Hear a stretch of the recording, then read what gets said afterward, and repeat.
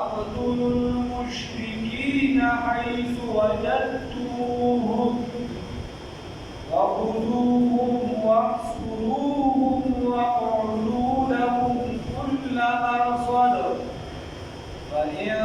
تابوا وأقاموا الصلاة وآتوا الزكاة فخلوا سبيلهم إن الله غفور رحيم. صدقت يا رب العالمين.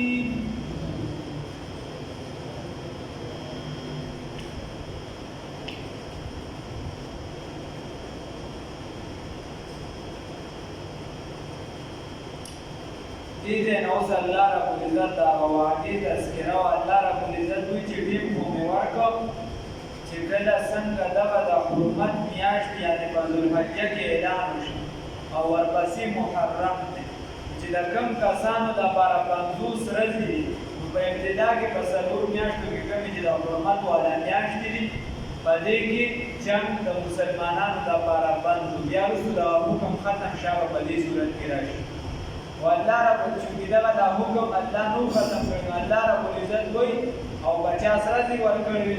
کوم کسانو چې اوی معاهده د سره معلومه نه وه کمه ده زیاته ده یا چا سره شوې وه څومره وخت ده کال ده دوله ده پنځوله ده ټول عمر ده د سره پته نه لګېده الله رب العزت اوی د 50 ورځې چې کومې ورکړي الله رب العزت وایي چې کله د حرمت والا دا میاشتې ختمې شي پس بیا دې دا راووتې دې چې دې قیدیان کې که چا توبه وباسله ایمان یې راوړه بیا صحیح ده د دې توبه چې دا ایمان د ایمان به راوړي فإذا انسلخ الأشهر الحرم فإذا انسلخ کله چې تېرې شي أشهر الحرم هغه عزت والا میاشتې فاقتلوا المشرکین نو قتل کړئ مشرکانو لره حیث وجدتموهم کم ځای کې چې تاسو ومومئ دي لره وخذوهم ونیسئ دي لره واحصروهم وقیدیان کې دي لره واقعدوا لهم او کینئ دي ته کل مرصد په هره کمینګاه کې رصدګاه کې په هر ځای کې ورته کینئ چې کومه کمینګاه وي رصدګاه وي معلومه دا شوه چې د مسلمانانو دپاره انواع مختلفه هر قسمه فوج دا تیارول پکار دی هغه بحري وي که هغه بري وي که هغه هر قسمه وي چې هغه په هر مقام باندې مقابله کولی شي الله رب العزت دوی په هر ځای کې ورته کیني فإن تابوا بس که چېرته دوی ایمان راوړو واقاموا الصلاة قایم یې کړه لمونځ لره وآتوا الزکاة ولکه ادا کولی شروع کړه د زکات فخلوا سبیلهم نو پرېږدئ بیا لار دوی ته ان الله یقینا الله تعالی غفور رحیم بخښنه کوونکی او رحم کوونکی رسول الله صلی الله علیه وسلم فرمایي وی امرت ان اقاتل الناس ما ته حکم شوی دی چې زه وجنګېږم د خلکو سره حتی یقولا لا اله الا الله تر دې چې دې کلمه ووایي د لا اله الا الله چې کله کلمه ووایي په ظاهره باندې د اسلام خبرې شروع کړي د اسلام خلاف خبره نه وي نو بیا وحسابهم علی الله د باطن معاملې د الله سره د حساب یې بیا د الله سره الله رب العزت فرمایي واقاموا الصلاة او چې دې قایمول شروع کړي د لمونځ نو د لمونځ ګورې په دې اسلام کې په دین کې ډېر لوی اهمیت دی بین الرجل وبین الشرك والكفر ترك الصلاة رسول الله صلی الله علیه وسلم فرمایي د مسلمان بنده او د کافر ترمنځ صرف د لمونځ فرق دی صرف د لمونځ فرق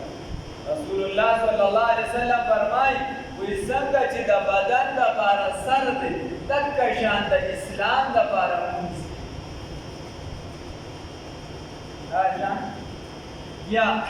نو دا دومره تاکیدي حکم دی چې د دې باره کې سیدنا امام احمد بن حنبل رحمت الله علیه فرمایي هغه وایي چې چا قصدن عمدن یو لمونځ پرېښوده دی کافر شو او په سزا کې به ترې سر والي شي دی کافر شو او سر به ترې والي شي امام شافعي رحمه الله او امام مالک رحمت الله علیه فرمایي چې نه کافر خو نه شو خو دا حکم دومره سخت دی چې تعزیراً به د قتل سزا ورکول شي قصدن یې مونځ ولې پرېښوده سر به ترې والی شي دا د یو مونځ خبره ده د هفتې خبره نه ده د جمعه ګل خبره نه ده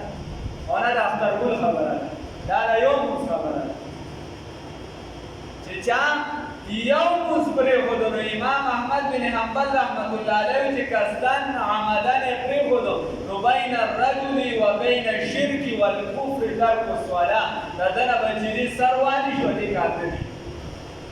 او امام شافعي او امام مالک رحمه الله فرمایي چې نه کافر خو نه شو خو دا جرم دومره سخت دی چې د دې د وجې به دې سر والي شي او امام ابو حنیفه رحمت الله علیه فرمایي که چېرته د زړه نه دا مونځ چې دی دا د دې سپکاوي نه کوي او دا فرض ګڼي نو بیا کافر نه دی خو بلا شرط به معافي وغواړي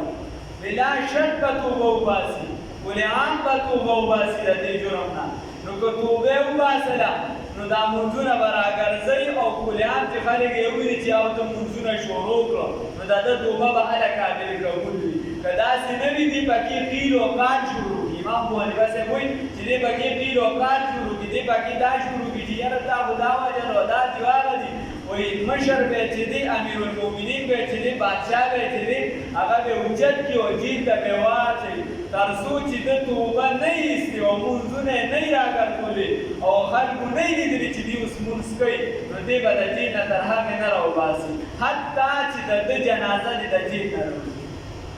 دا ډېر سم حکم دی دا لوبې جوړې کړي د الله رب العزت دې معافي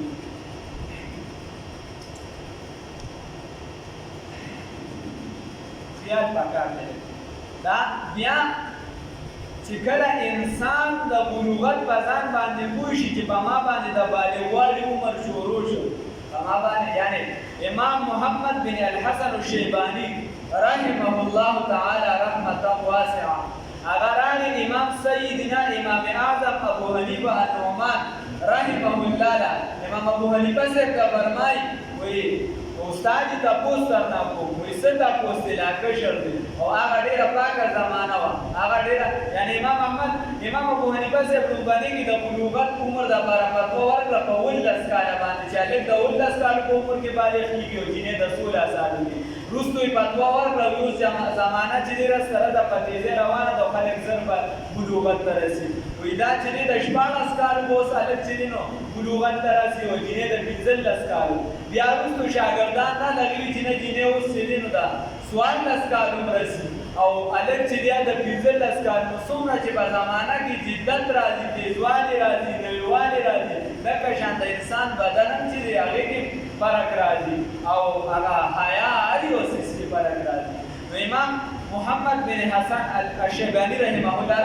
امام محمد صاحبانی چې مشهور دی امام صاحب بیا شاګرد مشهور امام محمد رحمت الله علیه امام ابو حنیفه صاحب ته عرض کوي ورته وایي چې یو کس مونځ کړي مونځ یې کړي او بس د هغې دې په ځان باندې پوه شي چې یاره زه بالغ شو نو دې به بیا دغه مونځ راګرځوي چې دا وخت یې برقرار وي امام ابو حنیفه صاحب ورته وایي هغه مونځ به بیا راګرځوي دوباره وایي مونځ یې راوګرځوي نو امام محمد رحمت الله علیه لاړ او په یو ګوټ کې منځه ته ودرېده نو امام ابو حنیفه صاحب وایي چې خدایه ډېر پوهه ماشوم دی چې کاش دا د علم دپاره وکړه چې دا د علم دپاره وکړه خیر بیا راغی بیا د هغه دعا قبوله شوه هسې خبره مې درته دې پورې کوله چې هغه نو چې په څوک په بلوغت په خپل باندې پوه شو په ښو بدو باندې د ده پسې کلام شروع شي لیک شروع شي د دې نه پس که د ده له یو مونځ هم پاتې یوه روژه هم پاتې نو دا بغیر د توبې نه معاف کېږي دا ګورې خلک چې وي دا عمل دوی خو دومره ګناهونه به معاف شي دومره نه دا عمل چې دی دا بغیر د توبې چې دی دا نه معاف کېږي او د دې توبه دا ده چې مونځ درنه پاتې مونځ به ادا کوې زکات درنه پاتې زکات به ادا کوې حقوقالعباد کې دوه قسمه دي او که درته چېرته نور داسې اعمال چې د ادا کولي هغه به ادا کوې لکه شان د حقوقالعباد سره تعلق ساتي هغه حقوقالعباد به دوباره ادا کوې یوه خبره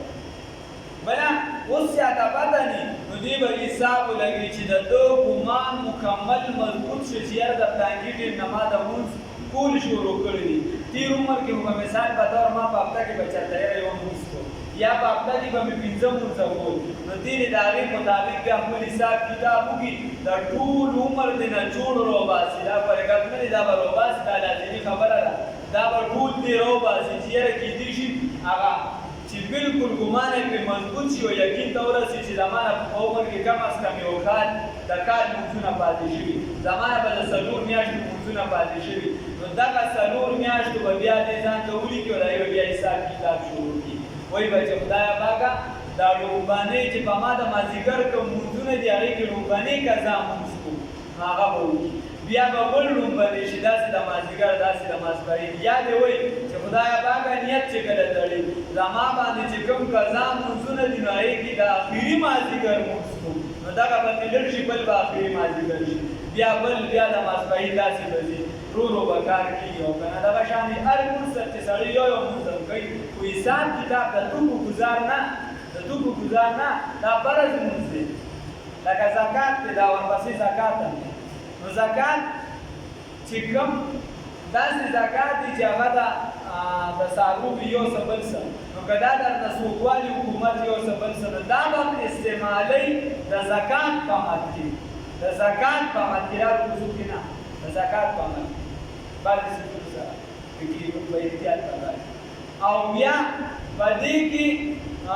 چې دا کوم زکات یعنې ستا د پیسو د نقدو د یو څه بل څه دا به ته ورکې په خپله خوښه باندې فتوا باندې اگر که بیا مو خبرې ستاسو خپلې کیسې نو دا خو دغه شوه نو د دې د فرض څیزونو سره ګپ شپ نه لګي چې یاره بس په اټکل باندې دا د یو 4 میاشتو لمونځونه راوګرځول په اټکل باندې د یو میاشت لمونځونه راوګرځول نه نو د خلکو کبیرواله ته فتوا راغلی موږ په میدان کې د 21 سال لمونځونه یو کس راګرځول د 21 سال چې څوک یې کوي کېږي توبه انسان وباسي الله ربالعزت ترې راته توفیق راکړي خپل حساب کتاب ځان ته جوړول پکار دي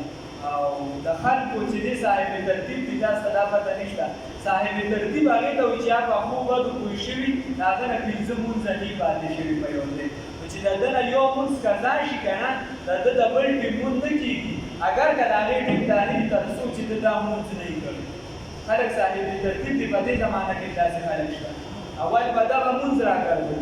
دیگه بیا بلا کسی نو پکار دا دی چې موږ خپل حساب کتاب دا وکړو د مرګ جون هېڅ پته نه لګي نه د ځوان دا وایي چې په ما باندې مرګ چې دی دا نشته او نه دی چې دی مشر سړی دا وایي چې ګیره کې سپین لګېدلي دا دی نه وایي چې بهی په ما باندې چې دی مرګ نه راځي یا دا یو څه بل څه حساب کتاب دې ځان ته ولګوئ ځان نه دې کیسه برابر کړي فحلو سبیلهم نو پرېږدې لارې ته که چېرته د لمونځ عادت شروع کړو او ایمان یې راوړ نو بیا دې ته لاره کولو کې چې بیا ځي او ګرځي د خدای په ځمکه باندې ان الله یقینا الله تعالی غفور رحیم بهانه کوونکی او رحم کوونکی لکه پوه پرې نه یې په دې باندې بیا ځان پوهېږي خاص کر د لمونځ مسله دا نور مسله چې دا بیا د افریقا ته وړی چې دا دې واولي دومره هم زکات کوي دومره حساب کتاب ځکه خلکو ته د کلونو باندې وإن أحد أو كجدل يوكس من المشركين دا مشركاننا استجارك جي أمن طلب دستاسنا فأجره أمن وركي دلرا حتى سويري جدا مسلم انٹرنیشنل لا داغی دا توس مختلف شرکونا بذکر کئی اول رہتے یو شرک ذکر شو اللہ رب العزت ہوئی کہ چاہتا یو کافر رہے او استان سیاسی پناہ وختلا نو پناور کا ځان سره کا خو یو کار ورسره د ښېګړې بل وکړه حتی یسمع کلام الله تر دې چې دې اوري کلام د الله تعالی د الله کلام ورته واوروه کېدای شي چې دلته نه ځینو چې بیا مسلمان دي داسې نه چې یې مسلمان یې جنې دې کر شرما یهود چې هغه هلته نه راځي نو هسې کمزوري کافر چې دلته نه ځي ښه مضبوط کافر دی جوړ شوي دا اوله کیسه را ما تاسو ته کړې وه که نه یا د هندو زوی مسلمان شي چا ورته پلار ته ورته وایي چې هلکه تا ورته سړي راغی نه چې موږ په دې راغي خو زه د یو څو میاشتو نه پوه یم ده کور کې غلا شروع کړې وه ما وایي چې څه کې خو د سړي ارادې ښه نه دي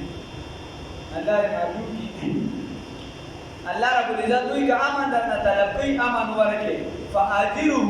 امن ورکړئ دلته حتی تر دې پورې یسمع کلام الله چې دی اوري کلام د الله تعالی د الله خبرې اوري ثم ابلغه بیا نیمګړی د نیمې لارې کار مه کوه بیا یې ورسوه مأمنه هغه ځای د امن ته خپل وطن ته ذلک بانهم دا یقینا په دې سبب چې دوی قوم داسې قوم دی لا یعلمون چې دوی نه پوهېږي ناپوهه دي کېدای شي د خدای کلام واوري او بیا سم شي وَإِنْ أَحَدٌ أَوْ كُجَتَرَاغِ یو کس من المشرکین د مشرکانو نه استجارک امن طلب کو فاجره ورکه حتی تدې پوری اسما چې وی کلام الله کلام د الله تعالی ثم ابلغه بیا ورسید لرا مأمنه ازید آمن دا ذالک دا چې بیانم یقینا دوی قوم داسې قوم دی لا یعلمون چې دوی نه پوهېږي کیف څنګه به وي کیف یکون څنګه به وي للمشرکین د مشرکانو دپاره عهد وعده عند الله د الله تعالی سره وعند رسوله و د الله تعالی د پیغمبر سره الا الذين مگر هغه کسان عهدتم چې تا سره وعده کړي دي عند المسجد الحرام بهوا د مسجد حرام کې نږدې د مسجد حرام سره الله رب العزت وایي څنګه وایي د مشرکانو سره وعده دي وعده وکړي او بیا وعده ماته کړي د الله پر سره څنګه وعده او د پیغمبر پر سره دی ولای خیال نه ساتي بیا وایي هغه کسانو چې کوم خیال ساتلي و تا سره مسجد حرام سره وعده کړې وه بني منتج وغیره فمستقاموا لكم نو فمستقاموا تر څو چې دي استقامت اختیاروي په دغه وعده لکم تاسو سره فاستقیموا تاسو استقامت اختیار کې په دغه وعده لهم د دوی سره ان الله یقینا الله رب العزت يحب المتقين وغوي نیکانو لرا تاسو د وعده خیال ساته که د وعده خیال ساته نو الله رب العزت چې تاسو خوښي د وعده د اهمیت چې د احادیثو کې ډیر زیات ذکر راغلی رسول الله صلی الله علیه وسلم فرمایي وای د منافق چې دا سلور علامې اذا حدث كذب هر کله چې دی خبره وکړي نو دا خبره به دې دروغ وي خبره وکړي دا خبره به دې به دروغ وي خبره به دروغجنه او حدیث شریف کې راځي بلکې وایي چې کله یو بنده دروغ وي نو کومه فرشته چې دا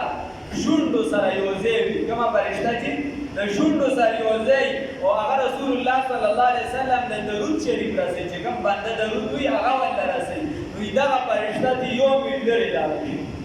دا فرشته دی د دې دومره سخته بدبویي د دې دروغ چې هغه یو میلیون لاړي شو ته به چې زه په بدبویي نه پوهېږم نو زه ته په دې دروغ کې راځي شوی یو کس په ډیران کې شپه ورځ لګیا دی یا په نانو کې ما د هغې په ګندګۍ نه پوهېږي هغه کس پوهېږي چې د باره پرې څوک راشي چې هو څومره پوهېږي خو چې څوک پکې اخته یا پرې نه پوهېږي نو یو میل د رحمت فرشته لرې لاړ شي بیا رسول الله صلی الله علیه وسلم فرمایي اذا اؤمن خانه او کله چې د سره ته امانت کړي نو دې پای کې خیانت کوي نو مجلس امانت دی لکه شان چې دستانه مشوره طلب شي دا امانت دی او رسول الله صلی الله علیه وسلم فرمایي اذا خاصم هر کله چې د سره سکیږي د سره چې جګړه یې د چا فجر نو دې کنځلې کوي په جګړه کې لګیا یې خاص کنځلې کوي خولې بې واکه چلېږي نن سبا ته وګوره اکثریت دغه حال کوي ټول کنځلې به کوي خلک عادت دي په دې باندې او اذا عاهد غدر کله چې د سره وعده وشي نو دې د دې وعدې خیال نه ساتي دا ماتې وعده ماتي د دې وجې علماو لیکلي دي وایي چې کله وعده کوي نو ډایرکټ به نه کوي په وعده کې خود سوچ وکړه چې چا سره کوي مهلت پرې طلب کړه خو چې کله دې وعده وکړله نو بیا د هغې معقول په حدیثو کې نشته کافر سره یې معقول نشته مسلمان سره نه د دې وجې نن اسلام شیخ الاسلام علامه سید حسین احمد مدني رحمه الله باره کې راځي یو پیری چا سره د جلسې وعده کړې وه چې زه به درځم د هغې وخت پوره شو ریلګاډي دته میلاونه شه ټکټ دته میلاونه شه او نوره سورلي د سروانه نو خپل مرید ته وایي شیخ الحدیث هم د دارالعلوم دیوبند دوی او د جنګ ازادۍ دوی مدیره د شیخ الهند شاګرد ورته وایي